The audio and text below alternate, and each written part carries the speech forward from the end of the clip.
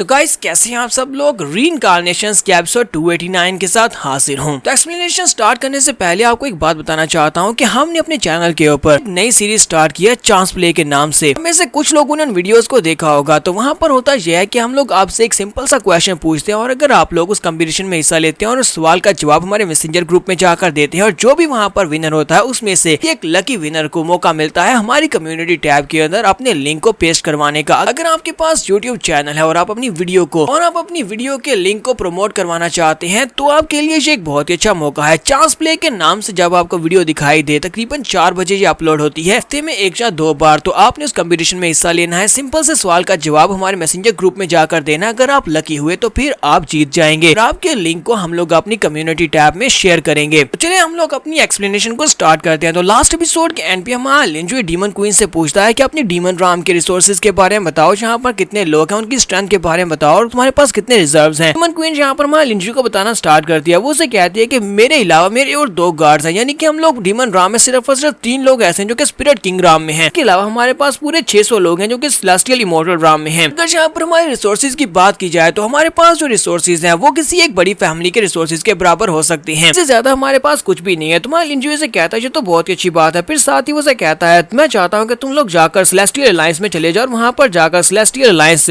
City के अंदर जाकर बना लो। तुम लोग वहाँ पर जाकर रह सकते हो। वो लोग तुम्हें वहाँ पर काम भी देंगे और तुम सभी लोग वहाँ पर आसानी से अपनी जिंदगी गुजार सकते हो। साथ ही हमारा लिंजुई से कहता है मुझे ये बताओ क्या तुम्हें इन्फिनिट सन बुद्धा के बारे में पता है। तो डीमन क्वीन उसे कहती है बुद्धा, तुमने ये बात कहाँ से सुनी है और तुम्हें इस बारे में कैसे पता चला। और हाँ, मैं इन्फिनिट सन बुद्धा के बारे में जानती हूँ, मुझे उसकी लोकेशन पता है। तुम्हारा लिंजुई कहता है चारों बड़ी फैमिलीज के हेड को भी इस बारे में नहीं पता, तो फिर तुम्हें इस बारे में कैसे पता चला कि इन्फिनिट सन बुद्धा कहाँ पर है। डीमन क्वीन उसे कहती है एक बार मैं एक ऐसी जगह के ऊपर गई थी जहाँ पर सीक्रेट राम थी। सीक्रेट राम के अंदर मुझे इन्फिनिट सन बुद्धा को देखने का मौका मिला था। मैं वहाँ पर उससे मिली थी। वो बंदा बहुत ज्यादा पावरफुल था। वो तो स्पिरिट किंग राम से भी ज्यादा स्ट्रॉन्गर था और मुझे लगता है कि हमारे प्रीमोर्डियल कॉन्टिनेंट में सिर्फ और सिर्फ एक ही बंदा है जो इतना स्ट्रॉन्ग हो सकता है, इन्फिनिट सन बुद्धा है। तो मैं लिंजुई से कहता तो फिर मुझे ये बताओ कि सीक्रेट राम कौन सी डायरेक्शन में है। तो डीमन क्वीन इसे साइड के ऊपर इशारा करते हुए कहती है कि वहाँ पर तुम्हें उस तरफ जाना होगा। तुम्हारा लिंजुई कहता है मुझे वहाँ पर इसी तरफ लाइट दिखाई दी थी। एल्केमी किंग टावर के ऊपर जो मुझे लाइट दिखाई दी थी वो भी इसी तरफ ही इशारा कर रही थी। इसका मतलब यह है कि वहाँ पर वाकई में सीक्रेट राम के अंदर इन्फिनिट सन बुद्धा हो सकता है। तुम्हारा लिंजुई से कहता तो फिर ठीक है, तुम अपने बाकी के डीमन राम के लोगों के लिए अरेंजमेंट्स बना दो और उसके बाद मेरे वहाँ पर जाने का बंदोबस्त करो क्योंकि हम लोग उस सीक्रेट राम की तरफ जा रहे हैं। तो डीमन क्वीन कहती है हाँ क्यों नहीं। तो नेक्स्ट में 5 दिन के बाद दिखाया जाता है कि शिप जो होती है सीक्रेट राम की तरफ आगे बढ़ी होती है। जब सीक्रेट राम के काफी करीब पहुंच जाते हैं, डीमन क्वीन उसे कहती है कि हम लोग इस वक्त डोंगशंग डाउ डोमेन में पहुंच चुके हैं। हालांकि ये जगह काफी ज्यादा डेंजरस है लेकिन यही रास्ता सबसे ज्यादा शॉर्टेस्ट है, वरना हम लोगों को यहाँ पर से घूमकर काफी लंबा जाना पड़ेगा। लिंजुई से कहता है कोई बात नहीं, चलो फिर ठीक है, हम लोग यहीं से आगे बढ़ेंगे। हमें अपनी प्रोफाइल को बहुत ज्यादा लो रखना होगा। चाहता कि यहाँ पर कुछ ज्यादा कॉम्प्लिकेशंस और तुम सभी लोग मास्क भी पहन लो। सभी लोग आगे की तरफ बढ़े होते हैं। उसी वक्त उनके सामने 3 और बड़ी शिप्स अपीयर होती हैं जहाँ पर से आवाज आती है। कहा जाता है कि डाउ शेंग ऑक्शन होने वाली है, इसी वजह से किसी भी शिप को यहाँ से जाने की इजाजत नहीं है। सभी के सभी शिप्स अगले 5 दिन तक यहीं पर रहने वाली हैं। तुम्हारा लिंजुई कहता है यहाँ पर क्या हो रहा है। डीमन क्वीन कहती है ये लोग तो हमें यहाँ से फिलहाल के लिए जाने नहीं देंगे क्योंकि डाउ शेंग डोमेन में यहाँ पर एक ऑक्शन होने वाली है कि हमें यहीं पर 5 दिन तक रहना पड़े। तुम्हारा लिंजुई कहता है कोई बात नहीं, हमें यहीं पर रुकना पड़ेगा क्योंकि एम्परर हाउटियान के साथ मेरा एक झगड़ा चल रहा है और मैं नहीं चाहता कि एम्परर हाउटियान मुझे देखे। चलो जल्दी से मास्क पहन लो। तो लिंजुई कहता है कि मुझे लगता है कि डाउ शेंग राम को सिर्फ और सिर्फ इसीलिए यहाँ पर बंद किया गया है क्योंकि यहाँ पर एक बहुत ही पावरफुल ट्रेजर अपीयर हुआ होगा जिसको यहाँ पर ऑक्शन किया जाने वाला है। वजह से उन्होंने पूरी एयर स्पेस को ब्लॉक कर दिया ताकि कोई भी यहाँ पर आ जा ना सके। तो ये तीनों अपने अपने मास्क पहनने के बाद डाउ शेंग डोमेन में आगे की तरफ बढ़ते ताकि वहाँ से इन्फॉर्मेशन को हासिल कर सके। तो वहीं पर गली में कुछ लोग बातें कर रहे होते हैं। कहता है सुना है कि एम्परर हाउटियान इस बार पर्सनली यहाँ पर आने वाले हैं। यहाँ पर आने के बाद लगता है कि हम लोग भी एम्परर हाउटियान से मिल सके। उसे कहता है क्या तुम्हें लगता है कि क्या तुम इस वक्त ग्रेट एम्परर के डिसाइपल बन पाओगे। लेकिन ये तो हमारे लिए एक सपने की तरह, हम लोगों को ग्रेट एम्परर अपना डिसाइपल क्यों बनाएंगे। तो लिंजुई सोच रहा होता है तो इसका मतलब यह है कि ग्रेट एम्परर हाउटियान यहाँ पर आने वाला है। तो चलो देखते हैं ये कितना ज्यादा इंटरेस्टिंग रहेगा। ये साथ उनके सामने एक लड़का अपीयर होता है। वो लड़का जिसका नाम जैंग लू होता है। जैंग लू उन लोगों से कहता है कि तुम लोगों को देखकर लगता है कि तुम लोग डाउ शेंग राम में पहली बार आए हो। तुम लोग यहाँ पर पहली बार आए हो तो मुझे लगता है कि तुम्हें यहाँ पर गाइड की जरूरत पड़ेगी। मेरा नाम जैंग लू है, अगर चाहो तो मैं तुम्हें यहाँ पर आसपास का एरिया दिखा सकता हूँ। तो डीमन क्वीन उसकी बातें सुनने के बाद सोच रही होती है इस लड़के को देखकर ही लगता है कि इसकी इंटेंशंस बिल्कुल भी अच्छी नहीं है। लगता है कि ये हमें धोखा देने की कोशिश करेगा या फिर रास्ते में हमें लूटने की कोशिश करेगा। तो मैं लिंजुई से कहता हाँ क्यों नहीं, चलो फिर ठीक है चलते हैं। जबकि डीमन क्वीन उसे कहती है यंग मास्टर सोच लो। लिंजुई कहता है कोई मसला नहीं है, चलो इनके साथ ही चलते हैं। तो जैंग लू ने कहता है तो ठीक है मेरे साथ आओ। तो जैंग लू आगे की तरफ चलना स्टार्ट करता है। साथ ही वो सोच रहा होता है मुझे लगता है कि जो बंदा जिसने मास्क पहना हुआ है काफी ज्यादा कॉन्फिडेंट लगता है, ये किसी और चक्कर में होगा। लेकिन इस वक्त ये लोग हमारे चैंगशेंग डोमेन में है, यानी कि इस वक्त ये हमारे इलाके में है, ये मेरा क्या ही बिगाड़ लेगा। चलते चलते जब ये लोग काफी ज्यादा दूर आ जाते हैं जहाँ पर भीड़ भाड़ नहीं होती, यानी वहाँ पर लोग नहीं होते, तो वहाँ पर रुकने के बाद हमारा लिंजुई कहता है हम लोग यहाँ पर पहुंच चुके हैं, चलो अब जल्दी से बताओ कि तुम लोग हमसे चाहते क्या हो, क्योंकि तुम्हारी शक्ल देखकर मुझे अच्छी तरह से पता है कि तुम लोग हमसे कुछ चाहते हो। तो इसी के साथ ही एंग्लू पीछे की तरफ घूमता है और उसे कहता है हम तुमसे क्या चाहेंगे बेवकूफ आदमी, हम बस तुम्हें लूटना चाहते हैं, तुम्हारे पास जो कुछ भी है वो सब कुछ हम लूट लेंगे। साथ ही उसे कहता है कि दोनों लड़कों को मार डालो जबकि लड़की को जिंदा रखना, इससे मजे करेंगे। साथ ही जल्दी से निकलते हैं और उनके ऊपर अटैक करने के लिए आगे बढ़ते हैं। तो वो लिंजुई के ऊपर अटैक करने के लिए आगे बढ़ होते हैं, जबकि वहाँ लिंजुई वहीं पर खड़े खड़े अपनी आंखों की पावर को यूज करता है। वो अपनी पावर के प्रेशर को रिलीज करता है तो वो दोनों लड़के वहीं पर ग्राउंड के ऊपर गिर जाते हैं और वहीं पर गिरते मर जाते हैं। ये देखने के बाद यांग लू भी काफी ज्यादा घबरा जाता है और कहता है ऐसा कैसे हो सकता है, तुमने ऐसा कैसे किया। कि माँ लिंजुई से कहता है चलो जल्दी से आप बताओ कि तुम्हारा बैकर कौन है।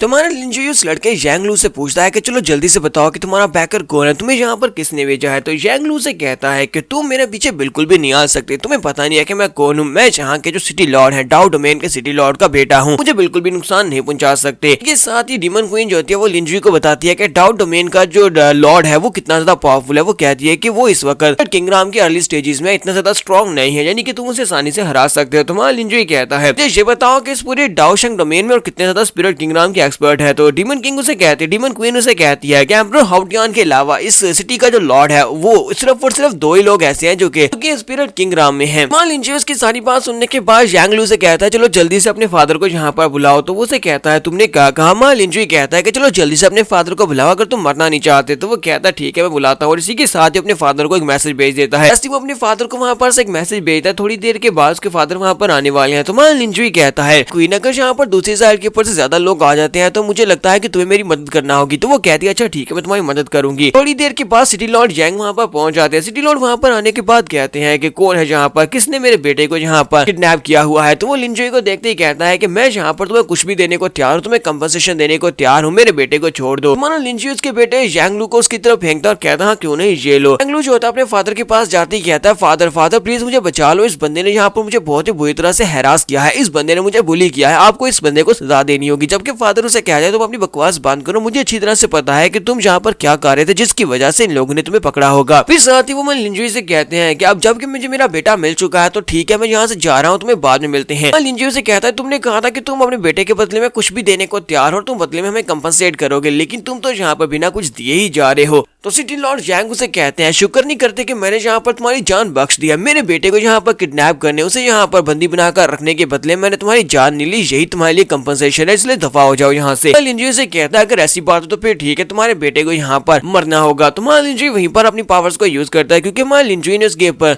डिवाइस हार्ट रिफाइनिंग वाली चेंज को एक्टिवेट किया होता है। तो जैसे वो एक्टिवेट होती है तो उस बेचारे को दर्द होती है, उसके मुंह से ब्लड निकलना शुरू हो जाता है और कहता है फादर फादर मुझे बहुत ज्यादा दर्द हो रही है, फादर मुझे बचा लो, मैं मरना नहीं चाहता। तो सिटी लॉर्ड यांग भी समझ जाते हैं कि यहाँ पर कुछ ना कुछ तो गलत है। तो मान लिंजुई से कहता है कि सिटी लॉर्ड यांग अब जबकि तुम यहाँ पर कंपनसेशन देने से मना कर दिया तो फिर तुम्हारे बेटे को तो मरना होगा। सिटी लॉर्ड यांग उसे कहते हैं कि लड़के बताओ तुम्हें क्या चाहिए। तो मान लिंजुई कहता है कि मुझे तुम्हारी जान चाहिए। तो ये बात सुनने के बाद सिटी लॉर्ड सोच रहे होते हैं पता नहीं इस लड़के ने कौन से मेथड को यूज करते हुए मेरे बेटे की बॉडी के अंदर कुछ डाल दिया है जिसकी वजह से मेरे बेटा यहाँ पर इतनी बुरी तरह से जख्मी हो रहा है। लगता है कि अगर मैं अपने बेटे को लेकर यहाँ से निकल जाता हूँ तो हमारे पूरे की पूरे डाओशेंग ग्राम में कोई ना कोई एक्सपर्ट तो ऐसा होगा जो कि मेरे बेटे को ठीक कर सकता है। तो जैसे वो ये सोच रहा था तो हमारे लिंजुई उसके ऊपर अटैक कर देता है। हमारे लिंजुई का अटैक जो होता है सीधा जाकर उसकी बेटे की पीठ पर लगता है जिससे वहीं पर जख्मी होता है और उसके मुंह से और ज्यादा ब्लड निकलता है। तो हमारे लिंजुई कहता है कि मैं यहाँ पर तुम्हारे साथ ये मसला डिस्कस नहीं कर रहा था। तो यांग भी चलाकर उसे कहती कमीने कही कि तुमने क्या कर दिया। तो हमारे लिंजुई कहता है लगता है कि तुम अभी तक इस बार में कन्विंस नहीं हुए, तो ठीक है मैं तुम्हें यहाँ पर कुछ और दिखाता हूँ। तो इसी के साथ ही मास्टर यांग को महसूस होता है जैसे उनके इर्द गिर्द काफी सारा अंधेरा हो गया। वो कहते हैं ये क्या मैं किसी जगह के ऊपर टेलीपोर्ट हो गया हूँ। साथ ही वो कहते हैं नहीं ये एक इल्यूजन है। और इसी के साथ उन्हें वहाँ पर दर्द महसूस होता है। वो अपने हाथ की तरफ देखते हैं तो उनके हाथ के ऊपर ब्लड लगा होता है। वो कहते हैं ऐसा कैसे हो सकता है, क्या ये सच्चा है या फिर झूठा है, क्योंकि मुझे यहाँ पर कुछ भी समझ नहीं आ रही, क्या ये एक इल्यूजन है या फिर वाकई में रियलिटी है। तो वो लिंजुई से कहते हैं लड़के जी तो एक बहुत ही ग्रेट इल्यूजन है। तुम्हारा लिंजुई से कहता है जरा दोबारा सोच के देखो ये तुम्हें क्या इल्यूजन दिखाई देती है। साथ ही हमारा लिंजुई अपने पास एक पिल निकालता है। तो मास्टर यांग उसे कहते हैं ठीक है जो तुम चाहते हो हम वो करने को तैयार है, मेरी लाइफ आज के बाद से तुम्हारी, तुम्हें मुझसे क्या चाहिए बताओ। तुम्हारा लिंजुई अपने पास से पिल निकाल कर उसे देता है और कहता है ये हार्ट रिफाइनिंग सैक्रिफाइस पिल है, इस पिल को खाना होगा। तो मास्टर यांग उस पिल को खा जाते हैं। उस पिल को खाने के बाद हमारा लिंजुई से कहता है ये वाली पिल बहुत ज्यादा स्पेशल है, स्पिरिट किंगडम के लोग इस पिल को खाते हैं तो उनके लिए बहुत ज्यादा इफेक्टिव होती है, तुम एक खाओगे और एक पिल मैं तुम्हें यहाँ पर देने वाला हूँ ये वाली पिल, तुम्हें एम्परर हाउटियान को खिलानी होगी। तो मुझे नहीं पता तुम ये कैसे करोगे, लेकिन एम्परर हाउटियान को तुम्हें ये पिल खिलानी है। तो ये बात सुनने के बाद मास्टर जैंग से कहते हैं ये बहुत ज्यादा मुश्किल है, लोग मास्टर हाउटियान को ये पिल नहीं खिला पाएंगे क्योंकि मास्टर हाउटियान वो बहुत ज्यादा पावरफुल है। तो जब मैं उनसे मिला था तब वो अपनी स्पिरिट किंगडम की पीक पर थे। मुझे लगता है कि अब वो एम्परर किंगडम में पहुंच चुके होंगे, मैं वो पिल नहीं खिला पाऊंगा। तुम्हारा लिंजो से कहता है कि तुम्हें इस बार में ज्यादा परेशान होने की जरूरत नहीं है। मैंने यहाँ पर बाकी के सभी लोगों की सेंसेस को ब्लॉक कर दिया ताकि वो लोग हमारी बातों को ना सुन सके। अब मुझे ये बताओ यहाँ पर जो ऑक्शन होने वाली है उसमें क्या खास है। तो मास्टर जैंगो से बताते हैं कि इस बार जो ऑक्शन होने वाली है ये ऑक्शन हर 10 साल में यहाँ पर रखी जाती है। 10 साल में यहाँ पर ऑक्शन होती है और हर तरफ से लोग यहाँ पर आते हैं अपनी चीजों को ऑक्शन करने के लिए। एम्परर हाउटियान पर्सनली यहाँ पर आते हैं और उन सभी की चीजों को एनालाइज करते हैं और उन्हें जिसकी चीज पसंद आती है वो उसकी चीज को ऑक्शन में खरीद लेते हैं। ये ऑक्शन इस तरह काम करती है। तुम्हारा लिंचो ये कहता है कि मैंने सुना है कि इस बार एम्परर हाउटियान पर्सनली यहाँ पर आने वाले हैं। तो मास्टर जैंगो से कहते हैं हाँ इस बार वो इस ऑक्शन के स्केल को बढ़ाने के लिए पर्सनली यहाँ पर आएंगे। लिंचो से कहते हैं तो फिर इसका मतलब यह है कि मुझे भी वहाँ पर एम्परर हाउटियान के लिए कुछ ना कुछ तो लेकर जाना पड़ेगा जो कि हम लोग वहाँ पर ऑक्शन में सेल कर सकें। मुझे भी एम्परर हाउटियान को कुछ बेचना है। तो यहाँ पर हमारी एपिसोड 289 का एंड हो जाता है। एपिसोड की एक्सप्लेनेशन अच्छी लगी हो तो कमेंट करके जरूर बताइएगा। चैनल को सब्सक्राइब कर दे, वीडियो को लाइक और शेयर कर दे। शुक्रिया।